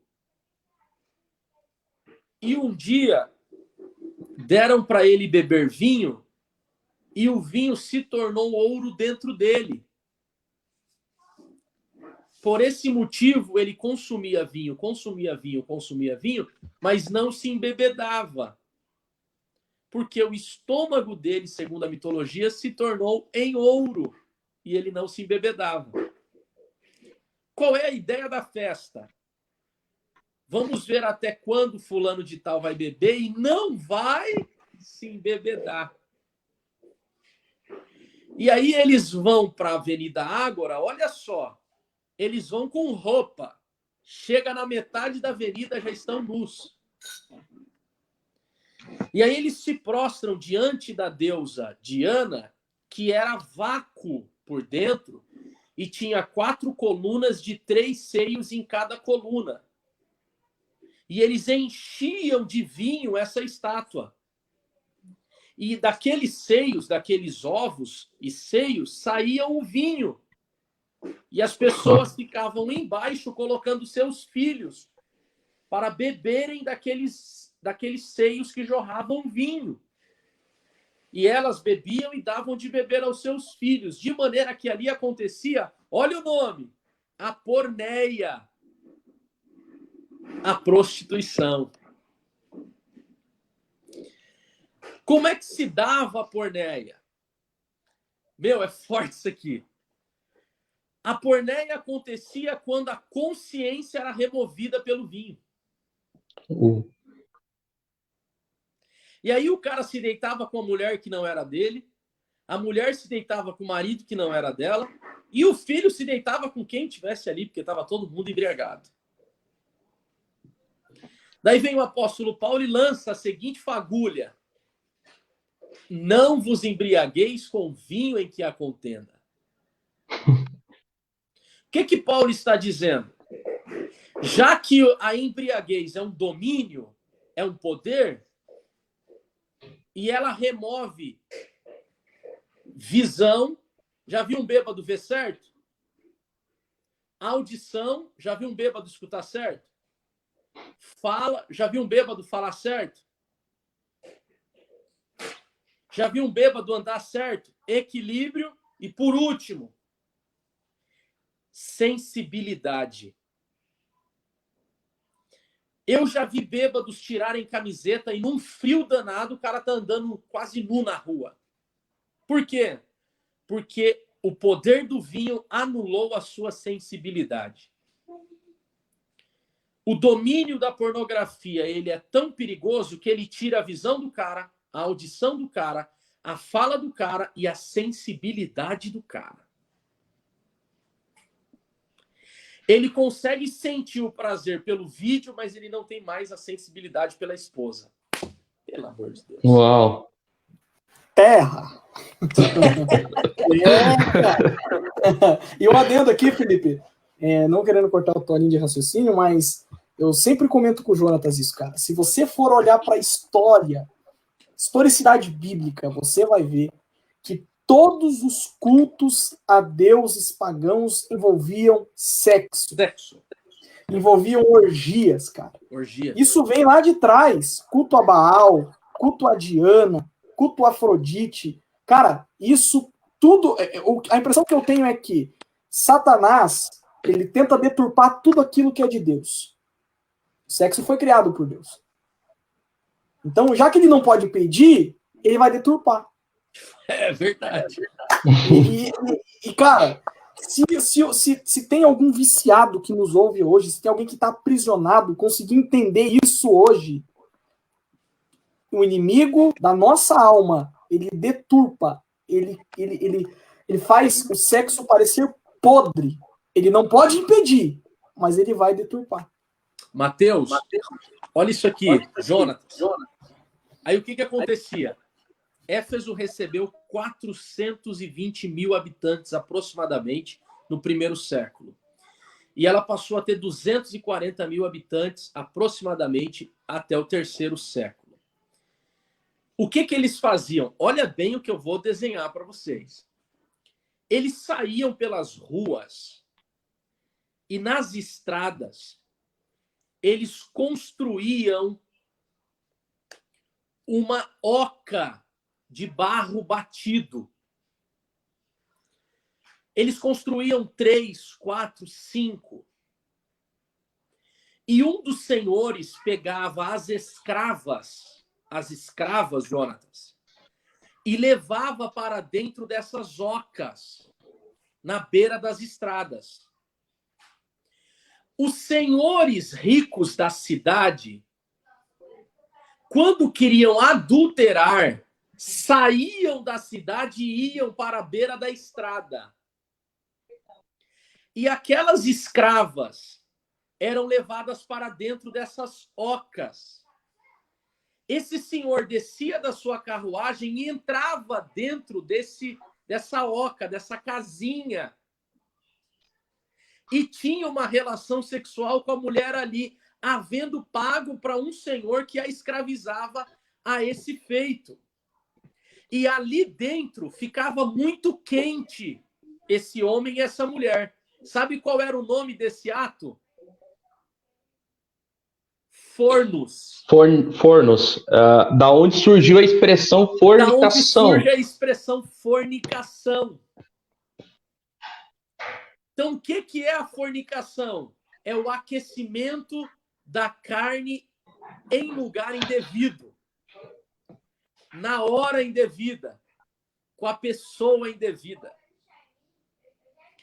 Por esse motivo que os motéis ficam até hoje na beira das estradas.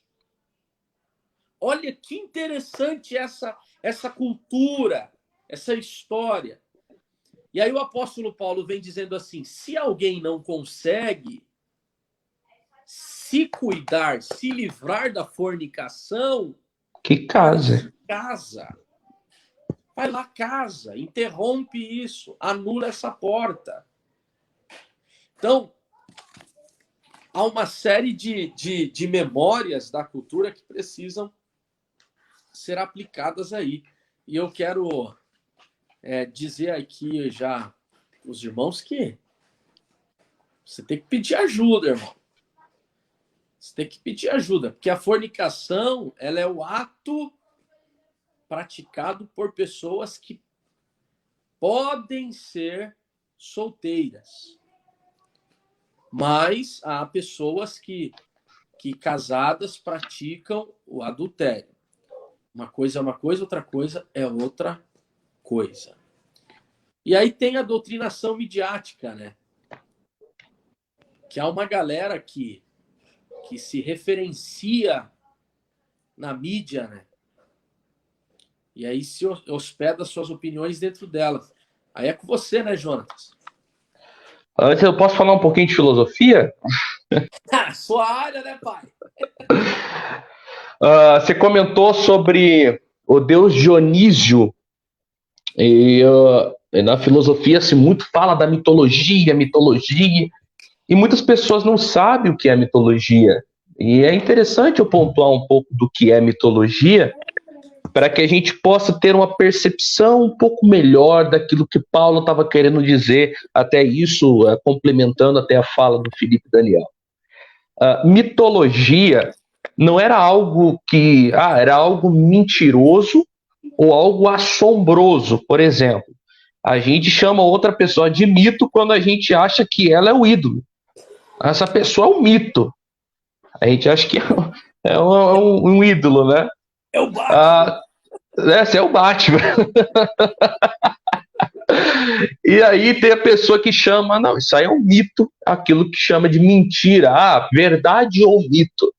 Só que a verdade, a expressão e a epistemologia de mitologia não é algo mentiroso ou algo que é ídolo. Mitologia se trata de uma tentativa de explicar os acontecimentos aos nossos arredores. Por exemplo, quando eles não conseguiam explicar os trovões, os raios, os maremotos, todos os formatos que aconteciam ao redor do ser humano, eles, por meio de uma mitologia, ou seja, uma história fictícia, eles tentavam explicar.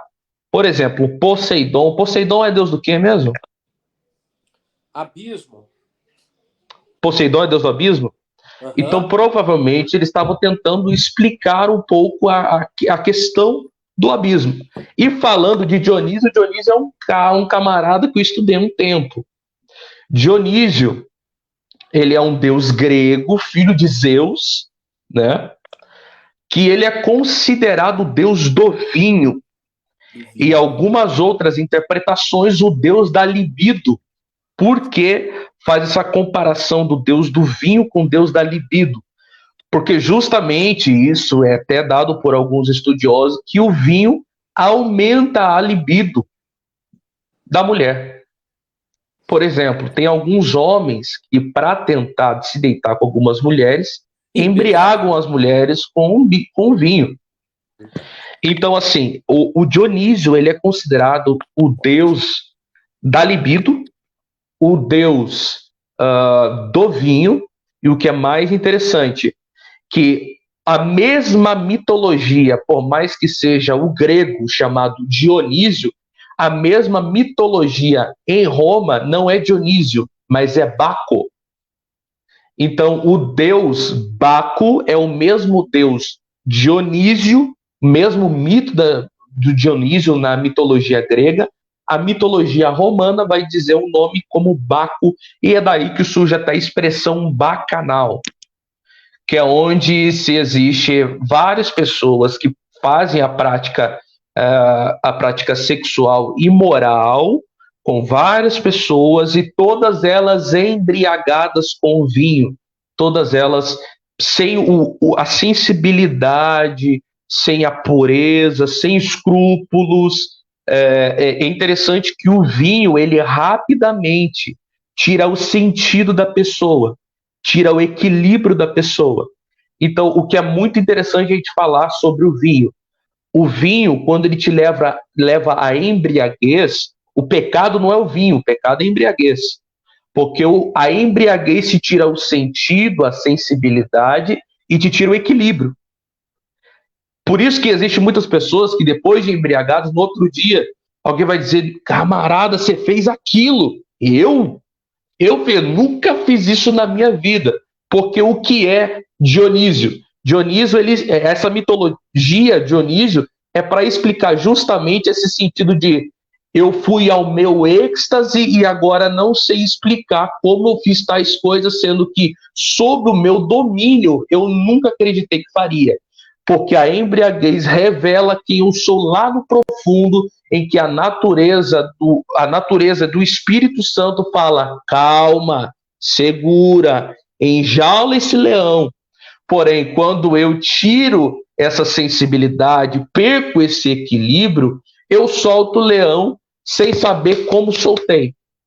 Então, a mitologia de Dionísio é justamente isso: é o deus da libido, que te leva ao êxtase, te leva ao bacanal, como diz a mitologia romana, e diz para você: olha, você fez isso.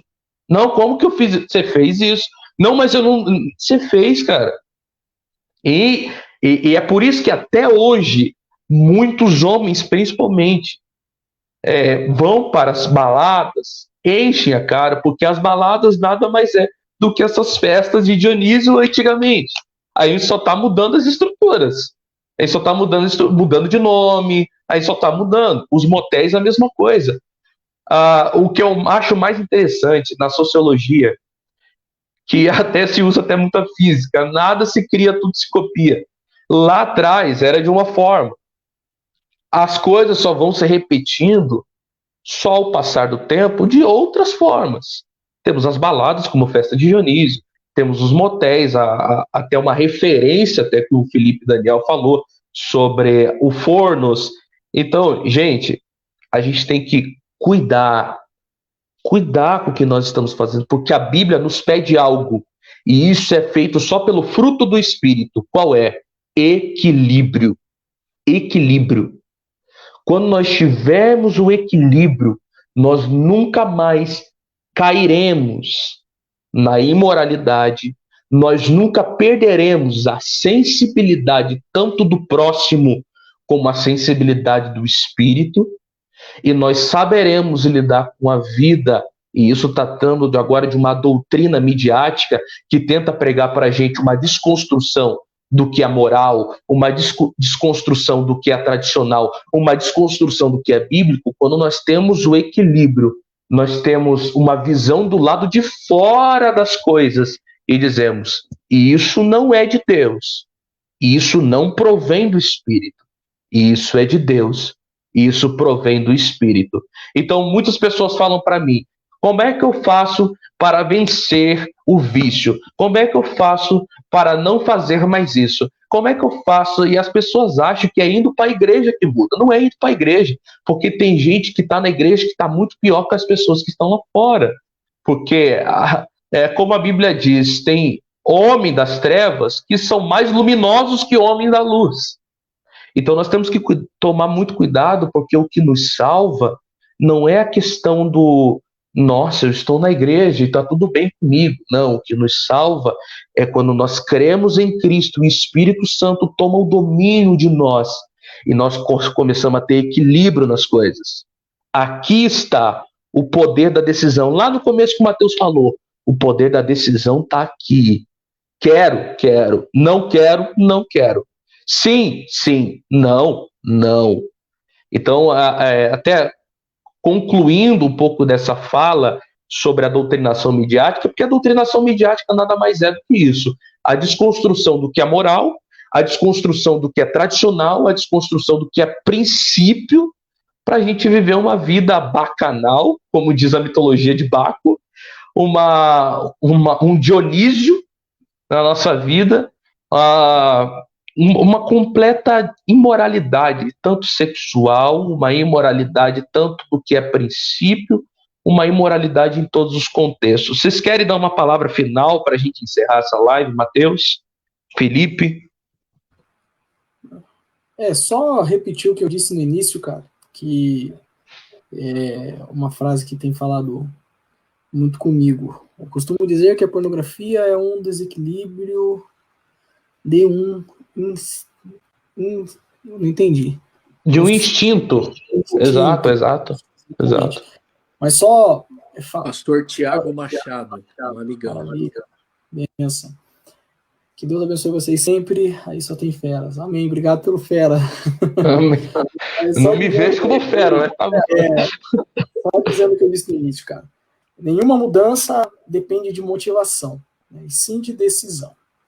Diante de tudo que a gente trouxe aqui, e hoje o que mais nós temos é informação. O Felipe veio aí acrescentar muito a nossa fala. A gente vem falando sobre esse assunto, né, Jonatas, há muito tempo. Sim. Muito tempo. E hoje, com todas as informações que nós tivemos, eu acho que fica muito fácil essa decisão, né? Nós vivemos num mundo deturpado, onde os anos vão se passando, e como você disse, nada se cria, tudo se copia, e isso vem se copiando e vem aumentando de uma forma descontrolada. A minha oração é para que Deus, essa noite, possa despertar em todos nós, né, essa certeza, e colocar dentro de nós esse sentimento de tratar o pecado como um inimigo. Eu postei na rede social hoje que ou você trata a pornografia como sua inimiga, ou ela vai se tornar sua maior amiga. E dá pra gente parafrasear aqui, ou você trata o pecado como seu maior inimigo, ou ele vai se tornar o seu grande amigo. E que Deus possa dar graça a nós, você homem, você mulher que nos ouve, que passa por esse problema, procure ajuda profissional, espiritual, que Deus tem bênçãos reservadas. Às vezes o seu casamento está travado, às vezes alguma coisa na área amorosa está travada por esses problemas. E que você grave isso hoje. Mudança não depende de motivação. A mudança depende de apenas uma decisão. Contigo aí, a Elaine Bergman falou: quero que vocês falem sobre o dom de profecia, e até um tema que ela pediu para um próximo local. Nós vamos sim, vamos estar estudando sobre isso, vendo como que a gente pode fazer, porque o local nada mais é do que isso. Hoje a gente está fazendo fazendo uma live, mas a gente costuma fazer isso dentro da nossa congregação. E até o Felipe hoje estaria na nossa congregação falando sobre esses assuntos. Mas pelo visto deu muito certo, né? A nossa live aqui, o pessoal comentando. Ficou muito bom, cara. Foi até além das minhas expectativas, inclusive. Muito feliz. Mas a gente pode estar sim conversando, vendo como é que a gente pode fazer. Eu vi aqui que a pastora Patrícia, né? Isso. Parabéns, Deus abençoe vocês. Eu vejo aqui, que mais? O pastor Tiago, como comentou. Todos vocês que participaram, gente, muito obrigado pelo carinho de vocês. Comentário, teve muitos comentários aqui, muitas participações da Fran, que participou bastante, ela que pôde nos ajudar, né?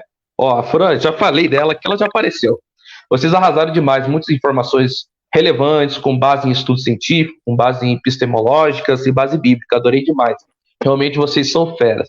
Eu fico até lisonjeado com a pessoa que está se formando aí, a gente tem esse carinho, né? Então, obrigado a vocês, de coração mesmo. Vou deixar para o Felipe aí também dar as considerações finais. Obrigado, Jonatas, local, por abrir esse espaço. Uma fala tão dinâmica da sua pessoa, da pessoa do Matheus, e contarmos com a contribuição de mais de 30 pessoas aí interagindo, conversando, entrando no tema conosco, mandando perguntas, né, fazendo seus questionamentos, deixando aí suas perspectivas, suas visões. Parabéns aí. Deus abençoe o pastor Tiago, Deus abençoe a pastora Patrícia, Fernando, que eu vi aí, a Fran, o César, que legal, viu? O Rafael, muita gente boa aí entrou.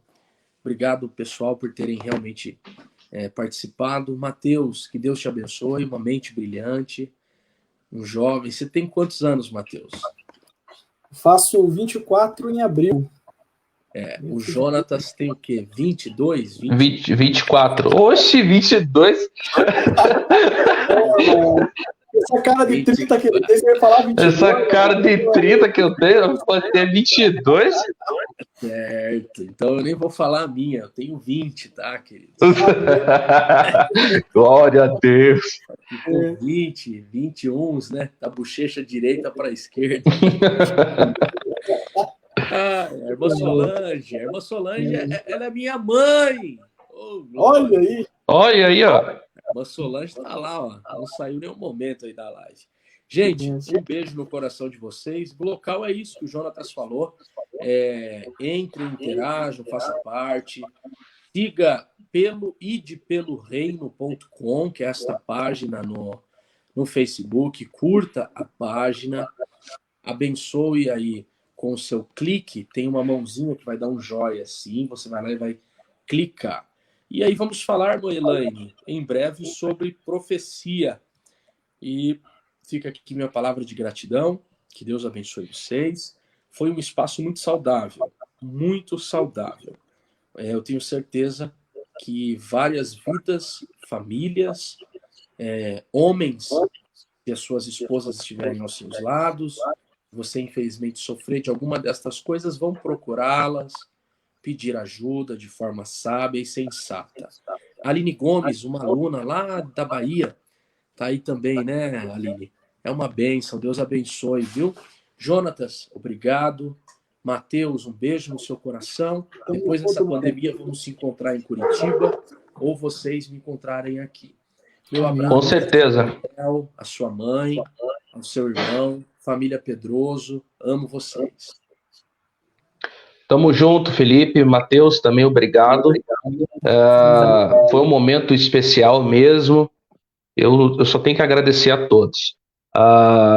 Agradecer a fala de cada um aqui, todos que estiveram participando. É realmente muito bom. Eu vi a fala também do Fernando Pires, ele comentou bastante sobre essa questão de a gente não ter muito esse espaço de falar dentro da igreja, porque a igreja está envolvida, né, por dogmas, tabus, enfim, e a liderança às vezes não tem tanta informação ou não tem essa coragem de falar, né, sobre esse tipo de situação. Só que é uma coisa assim, eu desafio você, líder, a você começar a falar mais, porque o mundo lá fora, eles não têm vergonha, eles vão para cima mesmo. Olha aí o Felipe.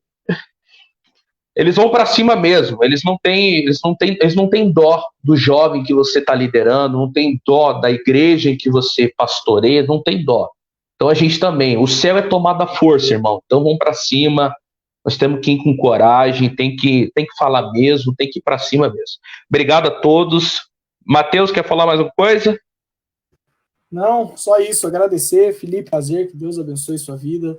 Olha, cara, que aula, hein, mano? Eu vou pregar essa mensagem de Éfeso aí, pelo amor de Deus. Jonatas, pessoal, obrigado por estar participando conosco. Tamo junto. Tenho certeza que o próximo vai ser ainda melhor. Deus abençoe. Amém, tamo junto, Deus abençoe.